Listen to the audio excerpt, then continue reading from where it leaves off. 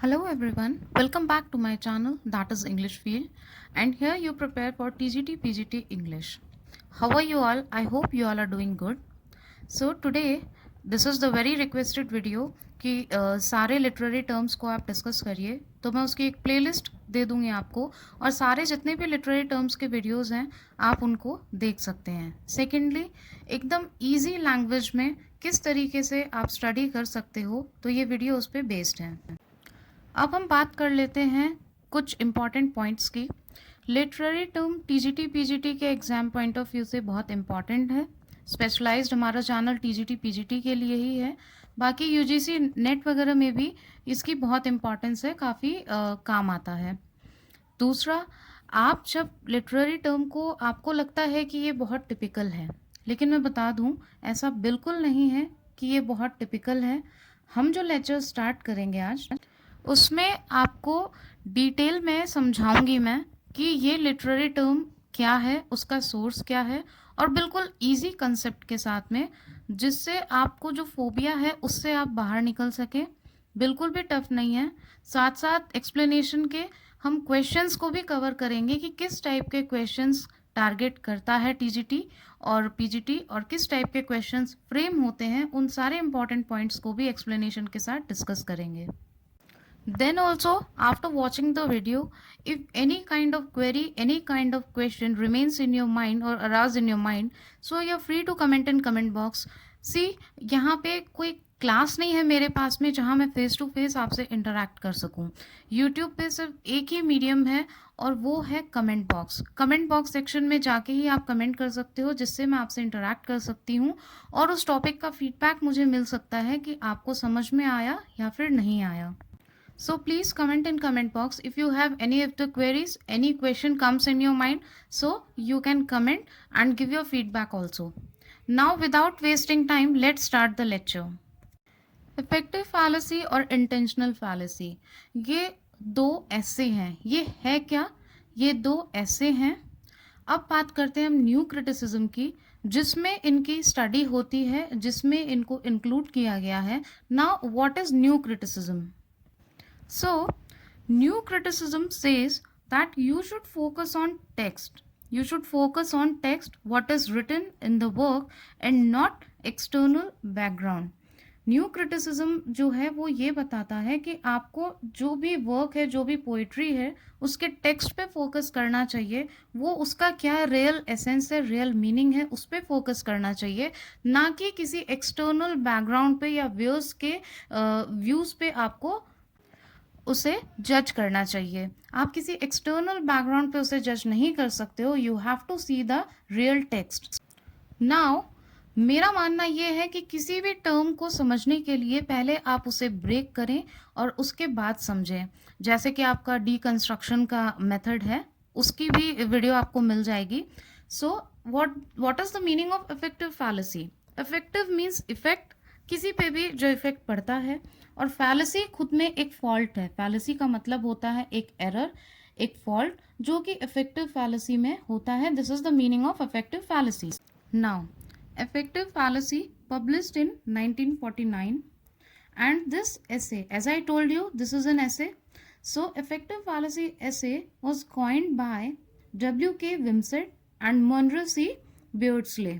ये आपको याद रखना है कि इस टर्म को किसने इन्वेंट किया था, इस टर्म को कॉइन किसने किया था. So this was coined bye W.K. Wimsatt and Monroe C. Beardsley, and year 1949 you have to remember. Now the verbal icon एक वर्क है. डेट है इसकी 1941 टू 1952. अब इसके बीच में बहुत सारे एसेस की सीरीज आती थी. इसमें ऐसे की सीरीज पब्लिश होती थी, निकाली जाती थी द वर्बल आइकन में. ईयर आपको याद रखना है 1941 टू 1952. इसी में ये दोनों एसेस भी आए थे.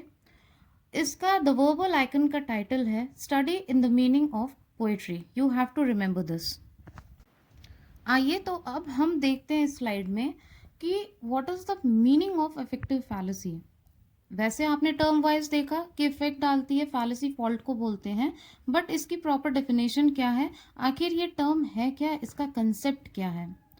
Confusion between poem and result, और you can say it is an error in evaluating a poem by its emotional effect on the reader. So the main concept is emotional effect.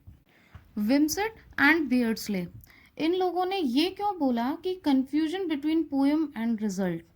इसलिए क्योंकि text कुछ और है, मान लीजिए कोई भी पोएम है, उसका टेक्स्ट कुछ और है और उसका रिजल्ट कुछ और है।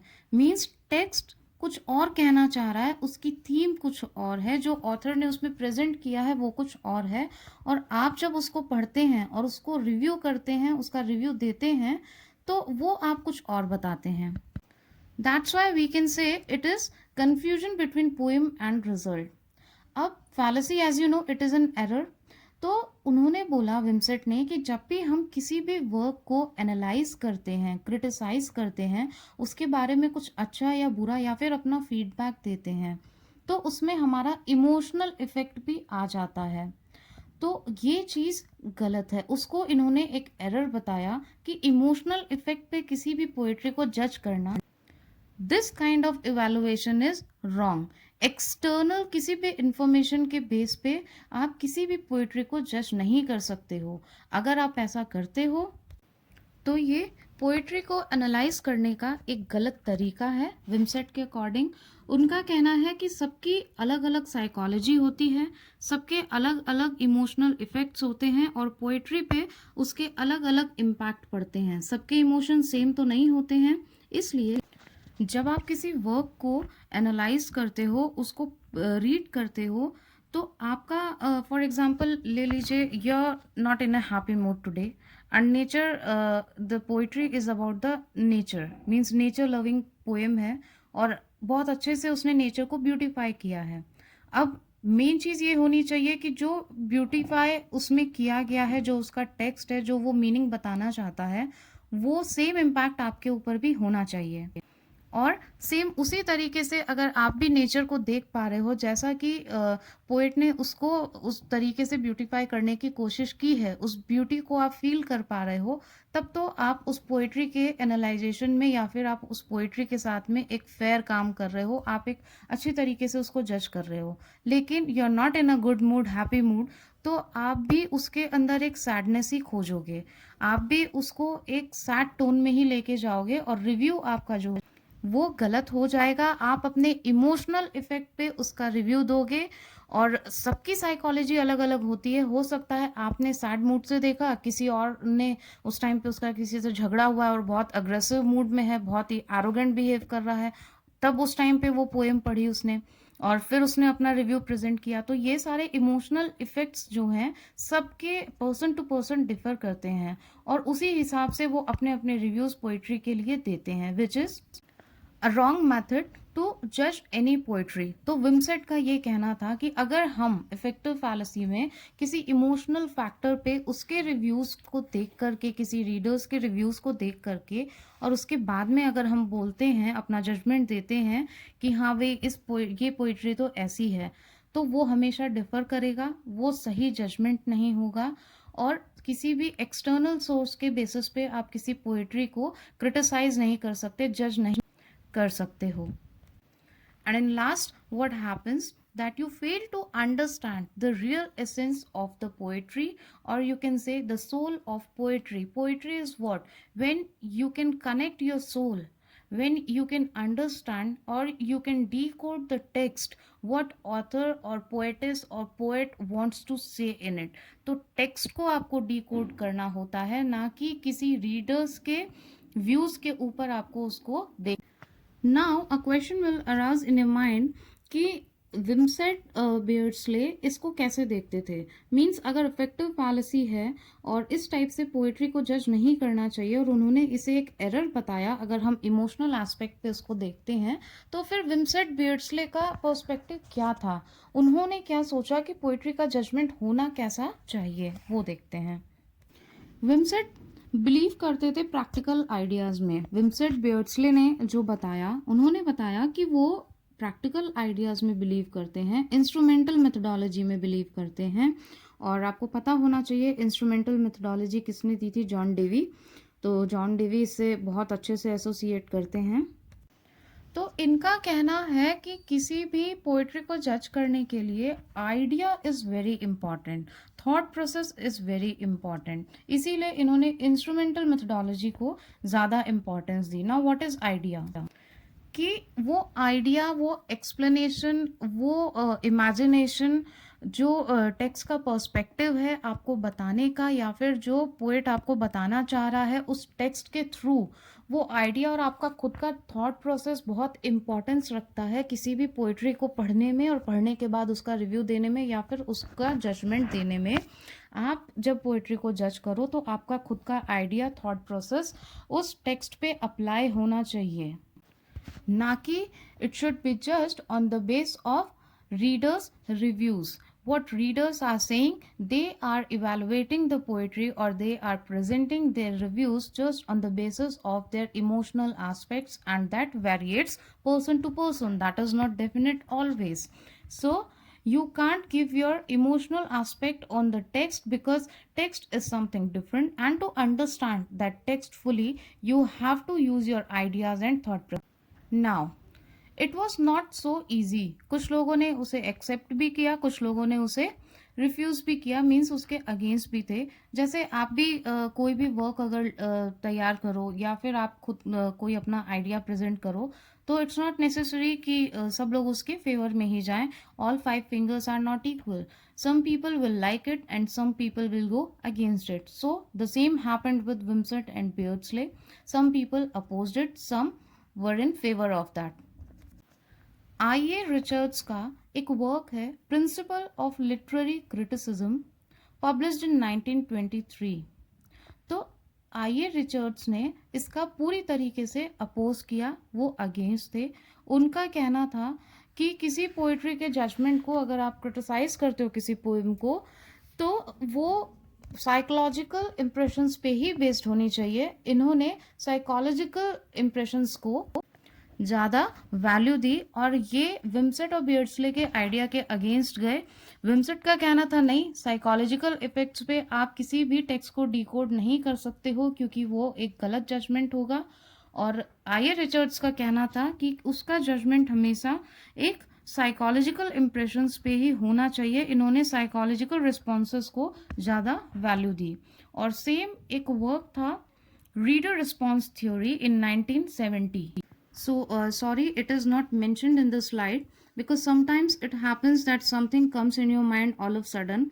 तो आप इस वीडियो को, इसीलिए मैं हमेशा बोलती हूँ कि आप कोई भी वीडियो देखो, टाइम लेके बैठो, पेन पेंसिल अपने नोट्स लेके बैठो और उसको पेन डाउन करो, वीडियो को पॉज करके अपने नोट्स बनाओ, यू कैन टेक स्क्रीनशॉट्स। और अगर आप वीडियो को स्किप कर करके देखते हो तो बहुत सारी टर्म्स ऐसी होती हैं जो आपस में कोरिलेट करती हैं, और बहुत सारे इंपॉर्टेंट पॉइंट्स बीच में लेक्चर के चलते हैं जिन्हें आप मिस कर जाते हो अगर आप स्किप करके देखते हो। और एक बार कोई भी बीच की टर्म या एक्सप्लेनेशन छूट गया तो वो पॉइंट समझने में फिर आपको प्रॉब्लम होती है, फिर आप कमेंट करते हो कि मैम ये तो समझ में नहीं आया, या आपको रिलेट नहीं कर पाते हो।